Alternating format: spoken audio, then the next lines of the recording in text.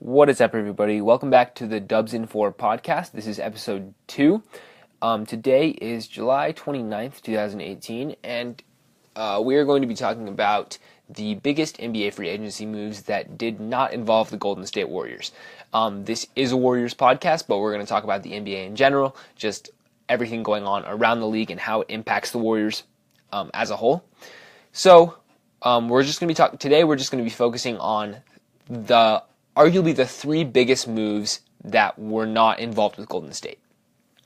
And we'll introduce each when we get to them. But so we're going to talk about three. And obviously, pretty much the biggest move of the offseason was LeBron James signing with the LA Lakers. LeBron signed a 4-year, $154 million deal with a player option for the fourth year. And to some, this was surprising. To others, it was not. LeBron has been linked to the Lakers for a while now. It seemed like that was the direction things were heading. Things were, gearing up for LeBron to join up with the Lakers, bring his brand to a huge market in Los Angeles, and go to a younger team, and be able to extend his championship window with a better roster than the Cavaliers had around him in Cleveland. After LeBron went there came a flurry of moves of other players joining the team.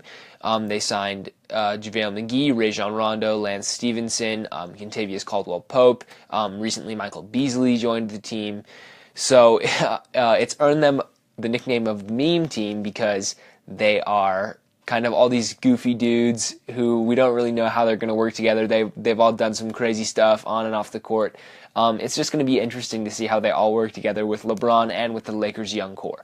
So, first of all, just from a basketball perspective, anytime you can add LeBron James, you do it.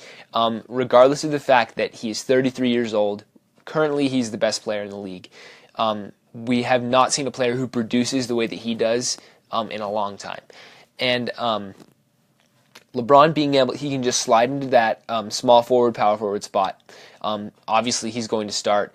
We're assuming the rest of the starting lineup will probably be Lonzo Ball at point guard, or it could be Rondo. Shooting guard could either be Josh Hart or Kentavious Caldwell-Pope. LeBron will start at small forward. We'll probably see Kuzma starting at power forward. And at center right now, that's JaVale McGee. You could say Brandon Ingram could start at shooting guard. Also, he could also start at small forward, slide Braun to the power forward, Kuzma come off the bench. It's complicated. They'll work out their starting lineup. But right now the Lakers have 4 young pieces, and some people thought that they were going to trade them away in order to bring in Kawhi Leonard or another star. That has not happened yet. Kawhi is now off the board. They could still swing a trade for another player, but right now that doesn't look likely. Their young core includes Lonzo Ball, Brandon Ingram, Josh Hart, and Kyle Kuzma. So they decided not to part with any of them, which in my mind I think that's a good idea, just because with the whole Kawhi thing, they can assume they'll get him next summer. We'll talk about Kawhi later. But right now for this year, LeBron has a team of a lot of guys on 1-year deals, a lot of veterans on 1-year deals who can contribute this year, and then all those young pieces. And the interesting thing is the Lakers most people don't expect them to be a legitimate contender this season. Obviously, they will be good. They'll get into the playoffs. They'll probably be a top seed in the Western Conference just because of LeBron.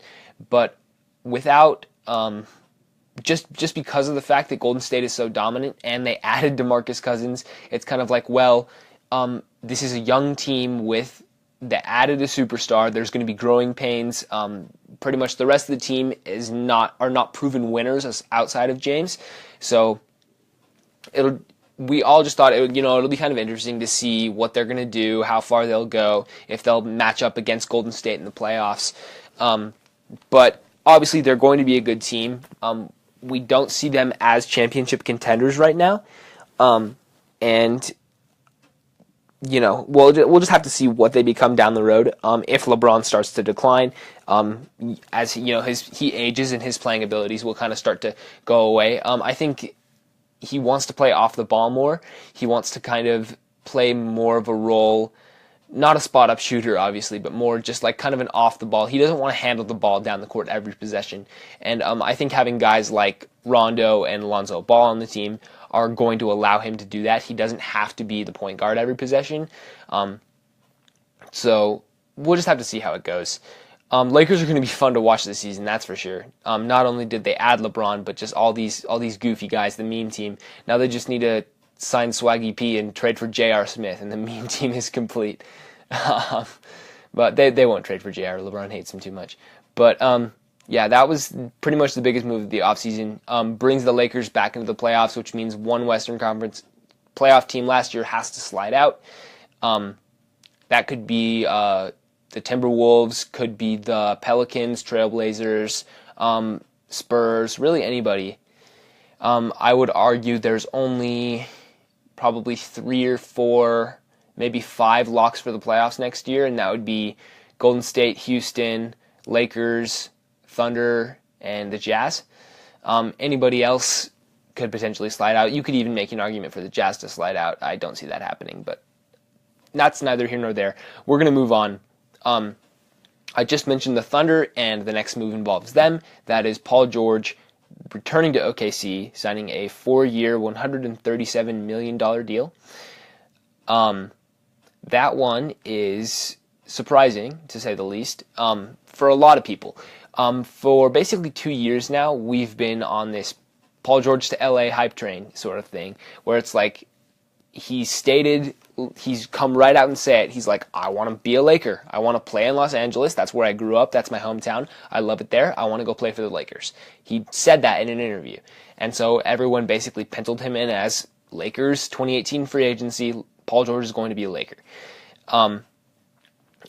And I guess the Thunder made a good enough sales pitch for him to stay. Sam Presti took a huge swing on trading for him last summer, trading away Victor Oladipo and Domantas Sabonis for George for what most people thought was going to be a 1-year rental. Instead, he decides to leave, go to OKC. And that, well, he doesn't leave. He stays in OKC, sorry. But he stays in Oklahoma City on a 4-year deal too, which means that he wants to play out pretty much the rest of his prime there. I believe he's 29 years old, 28 maybe, but he's committed to playing alongside Russell Westbrook in Oklahoma City, which everyone thought that he was kind of like a bright lights big city kind of guy, and Oklahoma City is like the total opposite of that. It's not Los Angeles. There's not a lot to do there. It's kind of a smaller market.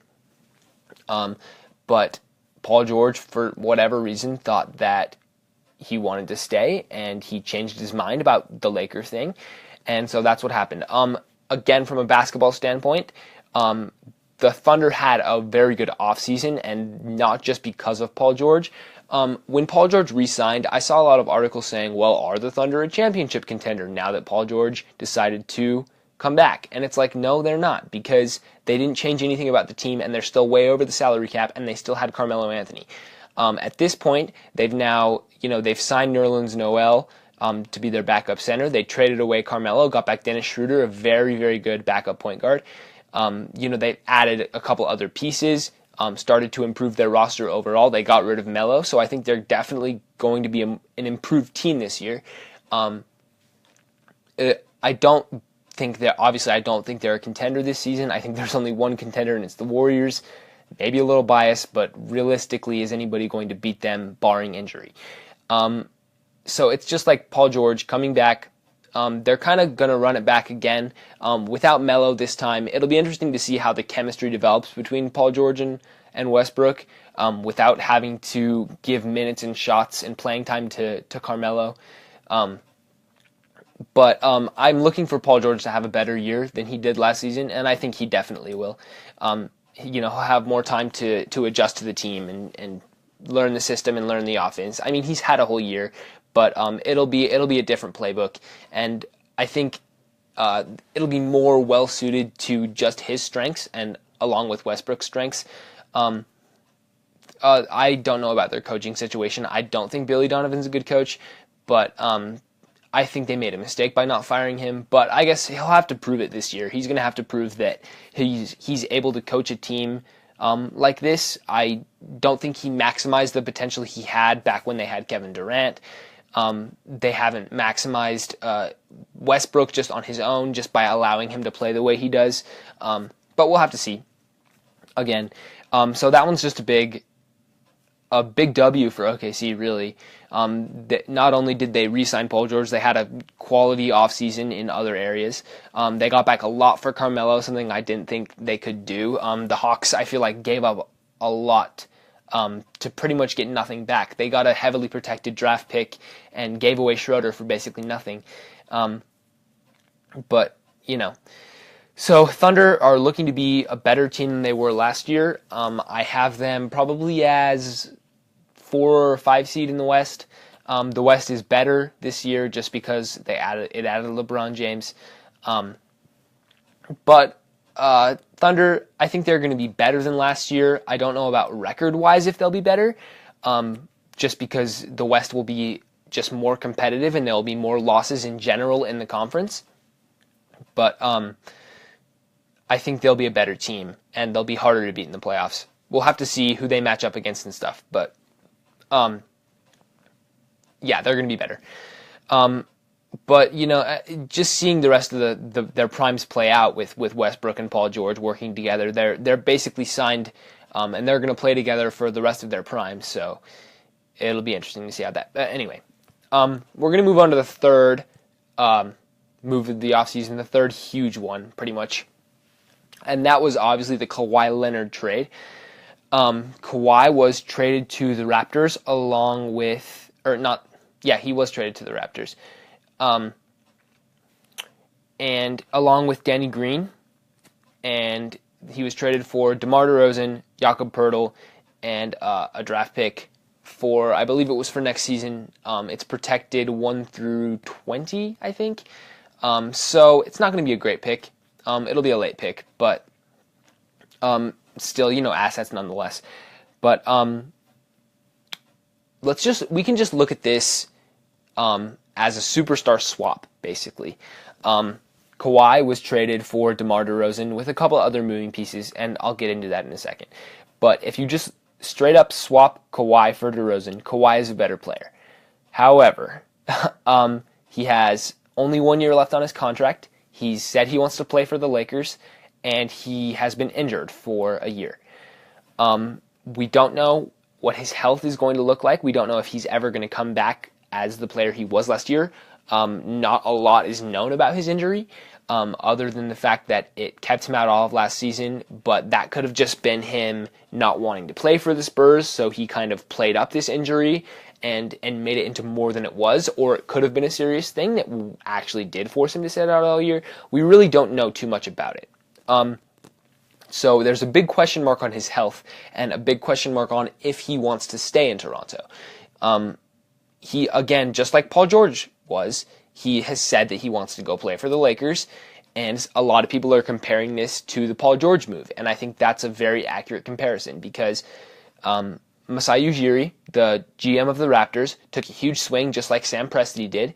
I would think that the Raptors gave up more than the Thunder did to get Paul George, and that's true because DeRozan is an established star in the league. He's an all-star caliber player, whereas in that Thunder trade, there wasn't a star player. There were 2 prospects there. Oladipo was okay, and he ended up turning out into a really good player just based on last season. He won Most Improved, looking like he's going to become better. But in this one, DeRozan is an established, he's an established star. And, he's been playing in Toronto his whole career, given everything to their city, and they kind of just shipped him away for what could be a 1-year rental on Kawhi Leonard. And just, again, we're going to look at this from a basketball standpoint. Kawhi makes the Raptors better this year than they were last year, just because he is a better player than DeRozan. This is all depending on his health and, if his effort level, like mentioned before. But we'll just have to see how this plays out. This could leapfrog them over the Celtics to be the best team in the Eastern Conference. I'm expecting them to play in the Eastern Conference Finals, have the Raptors versus the Celtics. Sixers could make it interesting, Pacers, but other teams in the East. But right now, it's pretty clear that the Raptors and the Celtics are the two best teams in the Eastern Conference. And Kawhi makes them better than they were last season if he's healthy and motivated to play. So he could just mail it in this year and say, hey, I'm going to be a Laker. I'll just kind of casually show up, drop 20 a night, and call it a day. Like not try as much. But we'll just have to see what he ends up doing and what he decides to put into it this year. If he's motivated and healthy, this could be a really, really good trade for the Raptors because they can now go into a rebuild quicker. Because they got rid of DeRozan's contract. Not that he's a bad player, but if Kawhi's deal expires after this year and he decides to leave, they can trade away Kyle Lowry and their cap space will basically be cleared. I'm not actually sure when Ibaka's contract is up and Valanciunas. I'm pretty sure they're both up after next season. I could be wrong, but either way, you can get rid of them in trades and stuff. Get rid of Lowry, and they can pretty much go headfirst into a rebuild with Anunoby, Siakam. Their young pieces. Getting rid of not having all that money on your books will allow them to get into a rebuild. So this. For them, it's pretty much a 1 year, we're going to try to win. Give me Kawhi Leonard, team him up with Lowry and, their young pieces, Valanciunas, Ibaka, and the team that had the best record in the East last year, they won 59 games, ran into LeBron in the playoffs. But this year, they're not going to run into LeBron. The only way that they would meet LeBron would be in the finals, and that will probably not happen considering there's at least two teams in the West better than the Lakers right now. Potentially more than that. So, looking at it that way, the Raptors made a move. It sucks for DeRozan because he was their franchise cornerstone, their star player, and he was traded away. With pretty much without warning. They told him they weren't going to trade him, and they did. But, again, the NBA is a business, and I think that star players should be allowed to do that if teams are allowed to do that, right? Kevin Durant left Oklahoma City and he was called, a snake and a cheater and just because there's no loyalty anymore.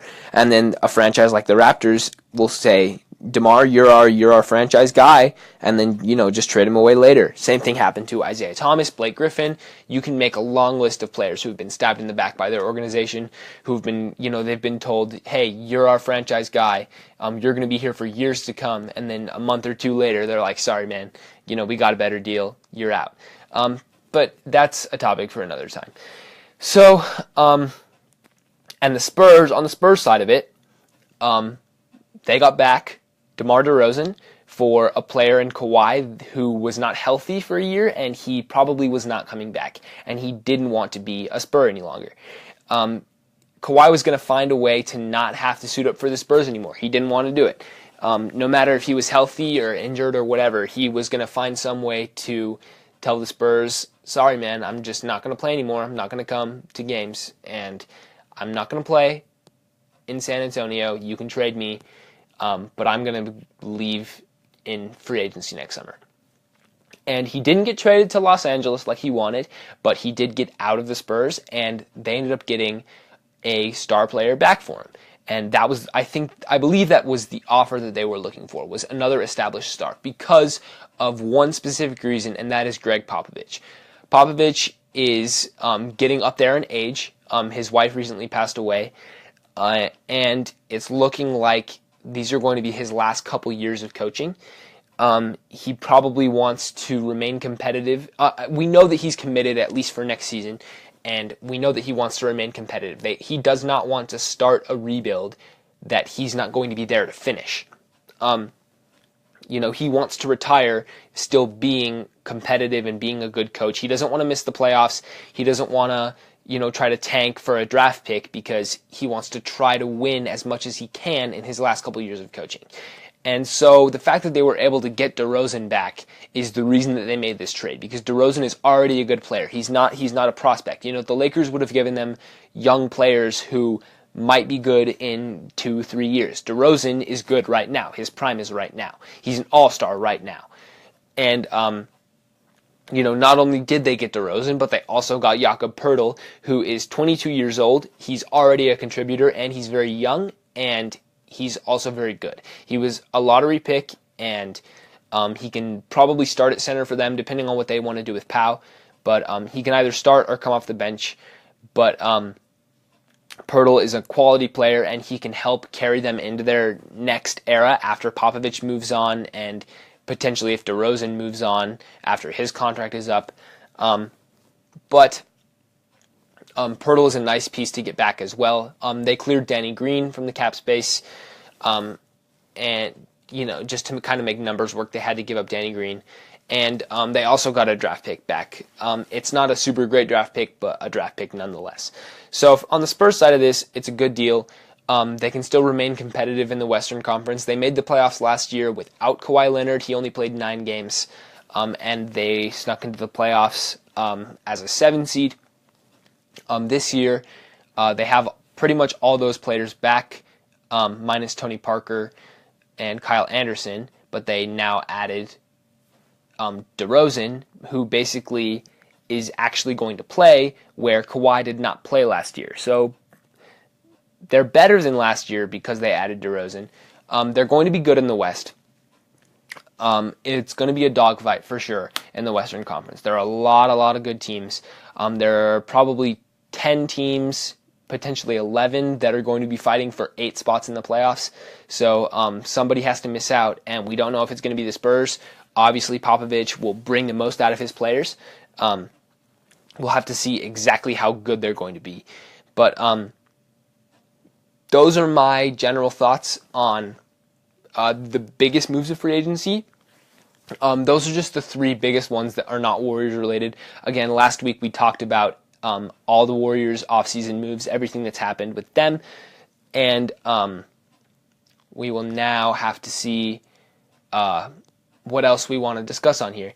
I've talked about the biggest free agent moves outside of Golden State. We've talked about Golden State. So now I guess I can go in depth on some more minor ones. We can talk, Isaiah Thomas, Tyreek Evans, some of those like A-, B tier free agents. But again, we'll decide on that next week. I'll think about it, pick one, pick a good topic for next week. But that's going to be it for this time. Those are my thoughts on the biggest free agent moves of this offseason and how it affects the Warriors. I guess that's something I didn't really touch on. Maybe I want to go into that. I guess overall, it doesn't really affect Golden State too much, any of these. We know that they're going to be really good in the Western Conference, and they're going to be near the top of the standings. This probably just means they'll have to play tougher opponents in the playoffs, just because Western teams got better in general. Spurs are better than last year. Lakers are better than last year. Thunder are better than last year. Also you got the Nuggets who are getting older and more experienced and added players. Timberwolves are still going to be good. Jazz, everybody. Western Conference got better. That's basically how it affects Golden State. They're still the championship favorites. There's nothing really anybody can do at this point to take that away from them, to take that, that favorite title away from them. Barring an injury, Golden State will be the heavy favorites to win next year's title. But anyway, I'm now done for real. Thanks for tuning in, and I'll see you guys next week.